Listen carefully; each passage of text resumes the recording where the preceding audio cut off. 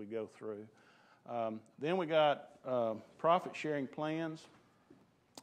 This to me is probably the easiest plan as far as flexibility for you.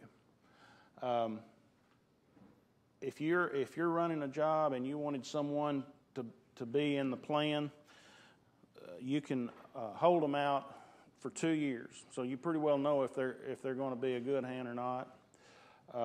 At that point, usually it's a year is normally the way we do it, but you can go as far as 2.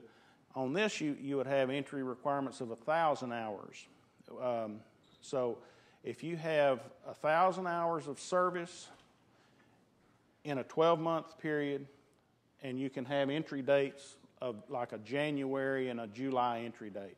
So let me just say that someone was hired today on April the 7th, and you had a profit sharing in place. That profit sharing plan would not put that participant in until July 1st of 2012. Okay, so you go a year, they've served their 1,000 hours, then they would enter in July. That's how that would work. So you have a little more flexibility on this. Probably one of the, if not the biggest advantage of the profit sharing plan is the contribution. This allows you, if you've had a good year, then, and you extended your tax return until September 15th, let's say. You have until September of 15th, let's say it was in place for 2010. You have until September of 15th of 2011 this year to fund 2010. And you'll know what kind of year you had back in 10 at that point. And you can almost tailor this to where if you needed a $10,000 deduction, how many would rather pay yourself than Uncle Sam? Is it? I figured there would be a few. This is how you do it. I would much rather see some guys out there running a shear or a skidder get it, and then it's benefiting you at that point, if nothing else, through, the goodwill on it. So, but this one is the absolute best as far as contributions. Is just a straight profit sharing plan. This one is subject to vesting. We can make it to where it's 100% vested all the time, but normally people will go a 2-year 20 vesting. And what that means is you work 2 years and you're 20% vested, and you go on, and they have to be there 6 years before they're fully vested. So you've got someone on there and he just doesn't work out, and he's 40% vested and he leaves. We pay him out. What happens to the 60%? You've already got a tax deduction for that 60% that you've paid into the plan for him, but it's going back to all the rest of you and the rest of the hands in the plan. So it's a real good plan.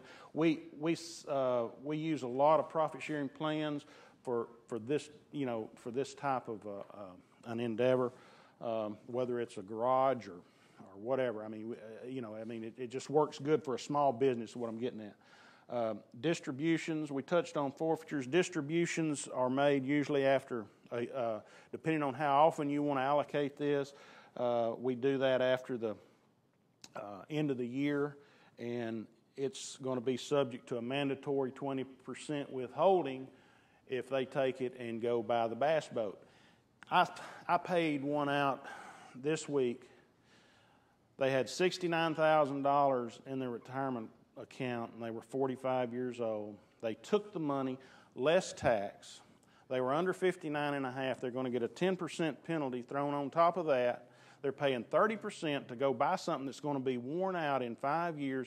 And I always like to ask them, just to see the expression, how are you going to replace this retirement money? And you usually just get a tree full of owls looking back at you, but it really just kind of, it's amazing the way, it goes back to the old saying, you can fight anything but ignorance. And that is a true story. When it comes to your, with that said, though, I know there's situations that arise that it could be, but if you're going to go and spend this money on something that's going to wear out, I say shame on you, because you're going to be hard pressed to replace that money, And another thing that I would like to see happen is that 10% penalty goes into the general fund of the government, okay? But guess who's going to be supporting that person if they've blown all their retirement and they're now to retirement age? Maybe that 10% ought to go directly to Social Security and help offset that.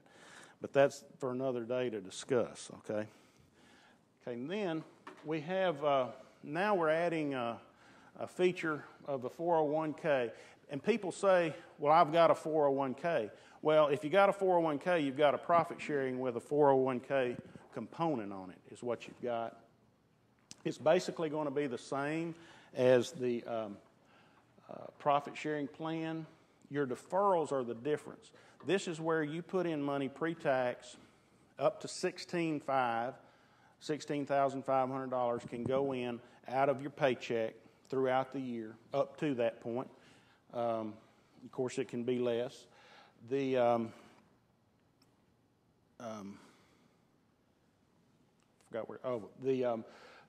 Once your deferrals are made, you can also do an additional $5,500 catch-up, so you can put over 22,000 figure in deferrals, and this all runs to that.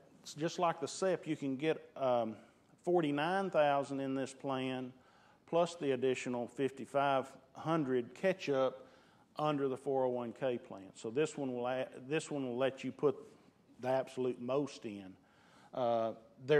This one has got a little more bookkeeping involved. If you've got employees with deferrals, that deferral has to be to the bank within 7 working days, or the Department of Labor will get on to us about that. On a traditional plan, we have testing.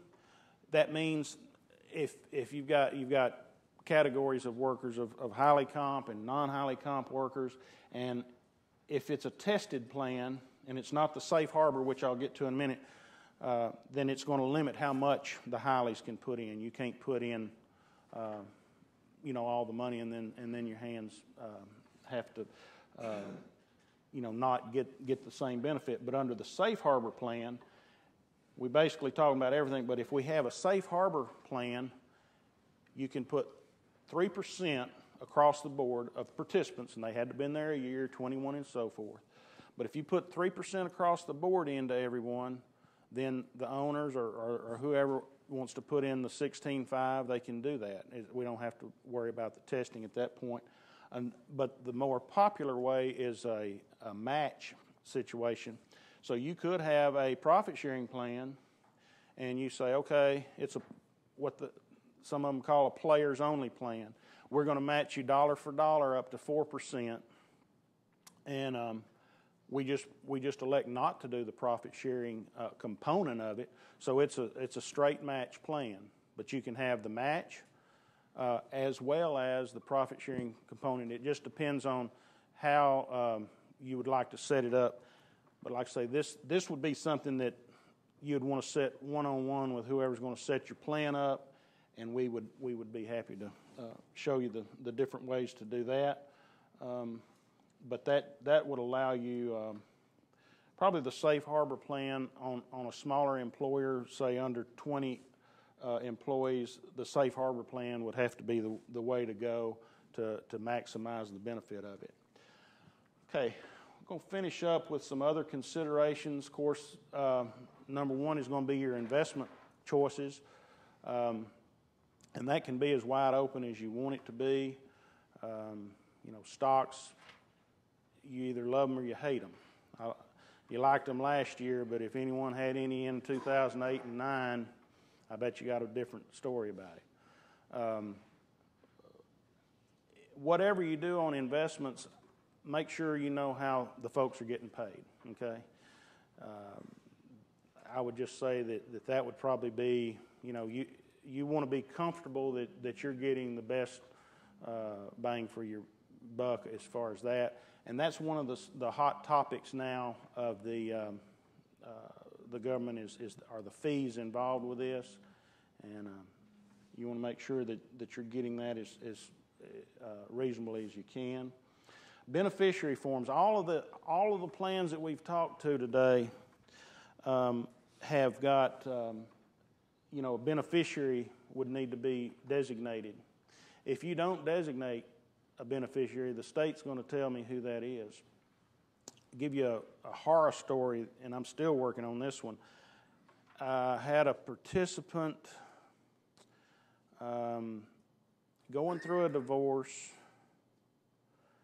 The participant was killed in a car wreck, had the X on there. You know, I've got to pay them to whoever it's on that beneficiary form. If you don't have one, then the state's going to tell me the pecking order of who I've got to pay. If you've got a retirement plan, let me just say, you need to review this each year. If you've changed wives or husband, or if you've changed the amount of kids, do a new one. That's about as simple as you. It's a one-sheet deal, but it'll override a will or anything like this. So very important. We keep a separate file on those and try to keep those up to date. Next, I've got participant loans. In a nutshell, don't do them if you can anyway avoid it. It kind of turns the retirement plan into something other than a retirement plan at that point. They are available, but I would strongly recommend against it unless you're just, pushed into a corner where that's something you got to do. RMDs we've touched on, but that's basically on any of the plans other than the Roth. We would have to pay basically the first year. It's going to be you take your balance and divide it by 26.5 or something like this, and that's what you have to take your first year. And then it would reduce from that point on. And Quadros, that stands for Qualified Domestic Relation Orders, and you don't want one of those either. That is what is ordered through the court. If you have you and your spouse separate, they're entitled to half of your retirement, but then again, that's a kind of a horse trade sometimes. Sometimes they'll say, I'll keep mine, you keep yours, but the Quadro spells out the division of those assets in case of a divorce. So not something that I want to go to. I can't afford to get rid of the one I've got. So if y'all got any questions, I'll be happy to go over those at this time. If not, I appreciate the opportunity. Thanks.